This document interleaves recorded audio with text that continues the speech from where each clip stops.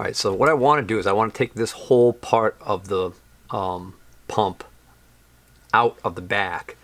But if I try and pull this out right now, I can end up scoring parts in there because there is a small part called the vent tube down here in this corner that I need to extract. Right down here, this is the vent tube. And you want to take that out before you try and remove this head assembly out the back. Otherwise you'll end up damaging the internals. And that's just a Allen wrench used to remove that.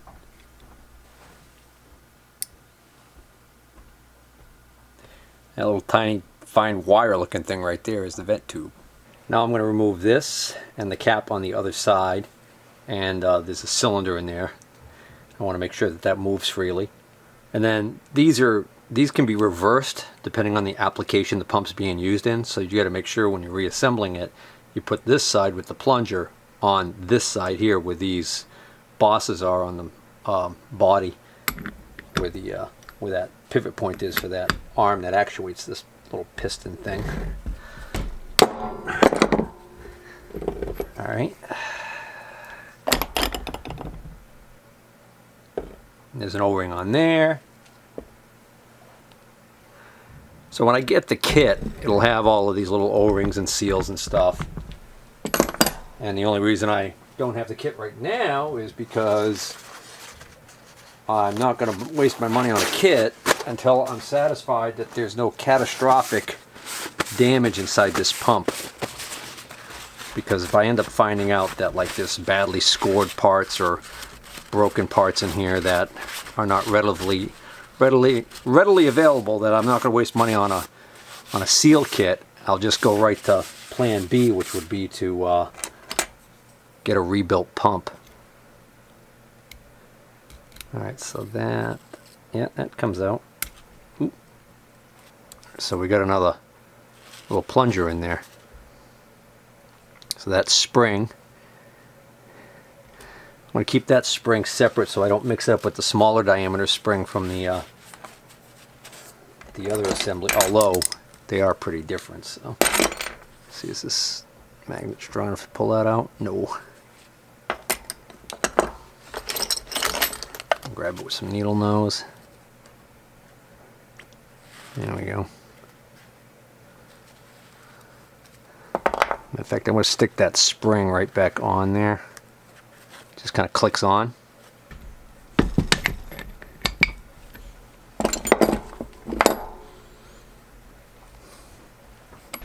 Okay, I've got that cap removed, and now you can see there's this cylinder right here that's allowed to move back and forth, like so. So that's good that that's moving freely. If that was seized, then it would be an indicator that water was sitting down in the bottom of the pump and it rusted in place. It would be a much more serious problem. So now I'm going to start removing the head retaining bolts, which are, there's one here, there's one mirrors it on the opposite side here, and then there's this large Allen screw in the bottom here. So this cylinder is only allowed to move so far because I think this is installed still, and I can't remember whether or not this has to be removed in order to allow the head to come out of the body. So just to be on the safe side, I'm going to remove this, or so I think. Oh man.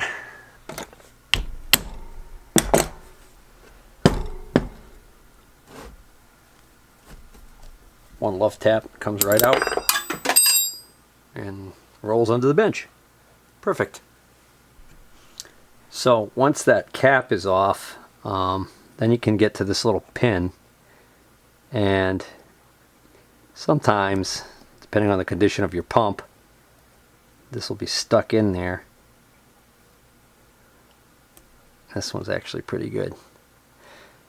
So notice I got that small diameter pin sticking up. This larger end goes down in. I don't think you can get this in backwards, but just in case. There's a groove there, That must not be for an O-ring, that must be for passage of fuel. So with that removed, now this cylinder will clear and come out all the way. So I need to take note of the fact that on this little cylinder, there's a side that has an elongated little area that has a hole in it, and then another hole, and that side faces the rear of the pump where the injector lines hook up. The other side has just one hole, okay, and that faces the input shaft side. I also, well, actually that's it really. So, well, I shouldn't say that's it, because I also want to take note that there's a closed end that only has one hole offset, and then there's an open end. The open end actually has that little piston or cylinder that goes in there with the spring, and has to do with being actuated by this lever. So that's how that goes in there. So I got to make sure that goes back in there that way when I take this, when I reassemble it. So am I happy with what I'm seeing here? Well, see this discoloration over here? That looks like that was sitting in water, which would make sense. This would be the very bottom of the pump, the lowest point in the pump really, in the pump body.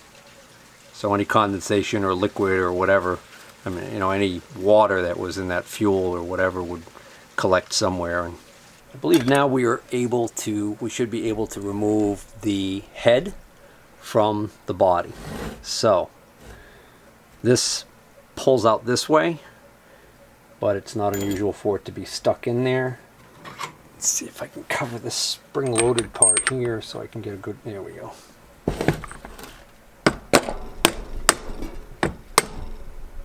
There we go.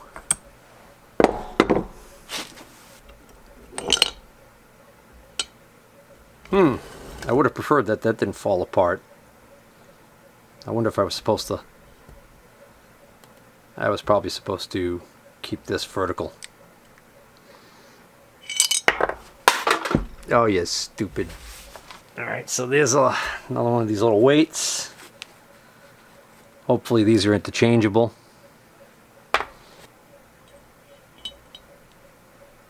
There's almost like a thrust washer. And there's the other weight. I mean, nothing looks broken. There is not much weight to this thing now. You can tell this is all aluminum. Well, except for the input shaft. So now, yeah, now this pops right out, this linkage. Alrighty. Alright, since I suspect they're just going to fall out on me, I'm going to remove these other weights. And I'm just taking note of how they go in. Pretty straightforward. As far as the shape goes, the notch is down closer to the snap ring. The ramp side is facing out. Looking at this end right here, there's a tang on the end of the input drive shaft that engages this slot right here. I do not see anything that would keep me from inadvertently putting this in 180 degrees out of phase or whatever. So I need to figure out exactly how that gets determined. Okay, I think I found my answer. I'm going to take this little inspection cover off. It's going to have to come off anyways because the kit's going to come with a new gasket for this. Before I took this out of the vehicle, I turned the motor over to the point where the line on the harmonic balancer was lined up with the large notch on the little timing marks. And there are 2 times where that line comes around and lines up like that. One of the times when it lines up, this pin right here will be on top, which is where they recommend you set it. One of the other times that you do it, this pin will be on the bottom. It'll be 180 degrees out of phase. The reason why this comes up twice is because it's a 4-stroke engine. So anyways, you want to make sure that this pin is on the top. So the only other telltale sign I see here is that there is, down in here, there's a hole right here. Okay, that hole is only on one side. If I put this in right now, the way that it came out, that hole is going to be on the top left spot. If I look at the shaft down in here, on this tang here, there is a mark of some type right here. That is on the side, which is going to be correspond to the top left. So that's the side that's going to be where the hole is. So when I put this in, I want to make sure that this tang goes in so that this side with the mark on it is opposite that little hole that I just showed you in there. Does that make sense? Because I mean, obviously, if I turn this, I could have this 180 degrees out and then put this back in, but obviously that's not going to be good, because then this pin will be on the bottom. Well, that's interesting. What's that? All right, so I just took this out, this part with the large flange deal. So that in there faces inside towards that snap ring down inside there that retains the shaft. So if I remove that snap ring, which I will end up doing, that'll allow me to push that shaft out that way so you can replace the umbrella seals that are inside here. So I will have to do that eventually. I am looking at some crud down inside. Let's see if we can get this on camera. You guys see that little puddle of... That's interesting. That almost looks like engine oil. See how it looks like it dripped from where the seals would be stopping oil from coming in there? I wonder if that's... Huh. Alright. I'm going to move the body off to the side. Shift my focus back to this head assembly. So I'm going to unscrew this cone now. Oh yeah, easier said than done. Oh, there's a locking screw right here. All right, so now this is the next torque size up. 28, 20, I don't know. So that is why I'm having so much trouble unscrewing this thing. Well, duh, a lot easier. All right, nothing to see in there. What's this thing? All right, so this comes up off, and there's a pin, a roll pin, that engages that, and this is the screen. So this is the screen assembly, which as long as it's not torn, you shouldn't have to replace. You just need to clean it. Looks like there might be an Allen screw that actually holds that onto that. Holding it up to the light, it does look pretty dirty. So if I lift up carefully, I can pop this off.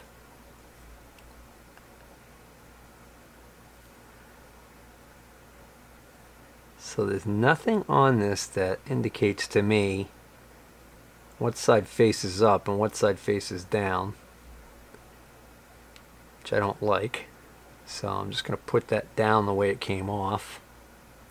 A little tiny spring in there that's responsible for keeping these things pushed out and up against the inside wall of that ring. So there's a little bit of discoloration here. That's like the only thing that indicates to me that this is the side facing out this way. And there's a little spring in there between these two. And these are notched on the end because these two have their spring underneath here. You can't see it. So the idea is, if I carefully pull this out like so, see? And then these are on the bottom. That's interesting. This one's really stuck in there. That one was really stuck in there. This one too. Now that's the limit of the disassembly that can take place on this side for right now. I don't want to touch that screw down inside there because I know there's one of these screws ends up being an adjustment that you don't want to mess with. I don't remember which one. All right, I'm going to get my snap ring pliers and remove this snap ring. Ow! That's why they call them snap rings, because they snap at you. So now this whole weight carrier assembly should be able to come off. Oops! There is a little ball right there. Tiny little ball right there. Yep, there's nothing holding that. That could just fall right out. So there's a little tiny ball right there that must index on here. There it is. So if we look at this, if I clean this up, you can see there's a little indentation right there. That's where that little ball sits. So that's how I know which way that goes back on. That's the good news. The bad news is that this ring fell off when I did this, and I don't know which way this ring was facing. And the reason why that's critical is because this ring has an arrow on it showing the direction of rotation. And, well, quite frankly, depending on which way this ring is faced, that determines which way the pump shaft has to turn to make this pump operate correctly. So again, different applications, the camshaft or whatever's driving this pump might be going in the opposite direction. So this pump's versatile that you can change the direction of operation. Point is, if I put this in the wrong way, this pump won't work. So I need to try and figure out how the hell this went in. I also need to find the little thing that just fell down, which is the little roller right here, which is what makes a DB2 a DB2 is these two little rollers. A DB4 would have two more going this way. There it is. Oh great, that's got an interesting shape to it too. That's probably a special way it's going to go in. Let's go in Walt. Alright, is everybody keeping track of what I've dropped on the bench that I have to go, dropped on the floor under the bench that I have to go looking for so far? There was that cap on the body and one roller. Let's see if I can't figure out which way this ring was facing. I believe I have my answer. If I look closely at this ring, on this side, there's not much to see other than the arrow. However, if I flip it over on this side, it has the arrow, it has the part number. More importantly though, it has two little ghost outlines right here and here. That one is clearly circular and that one is somewhat circular. And if I go back here and look at this, where this came off of, notice there are two ports right here. So this puppy must have gone on like this. So looking at it from the back, the arrow is pointing for a counterclockwise rotation. If I flip this over the wrong way, what I believe is the wrong way, notice the arrow now is pointing clockwise rotation. So again, I got those two little witness marks line up with that. So I think that's where the pump was sitting for a long time, like that. For my own reference, the side of this ring that has the part number clearly stamped on it, I believe is the side that faces these ports. Now, as for these rollers, the one that didn't fall out, so what I need to do is I need to now figure out right here, this thing that fell out. Does this go in? It's like goes down. Okay, I'm making an executive decision. I do not believe it matters which way these go in, because the direction of the slant on these is going to be the same no matter which way I put it. Now, see this plunger right here? I believe this is the plunger that can get stuck and cause my no fuel issue. All right, I've absorbed enough diesel into my skin for one day. I think I'll take a break.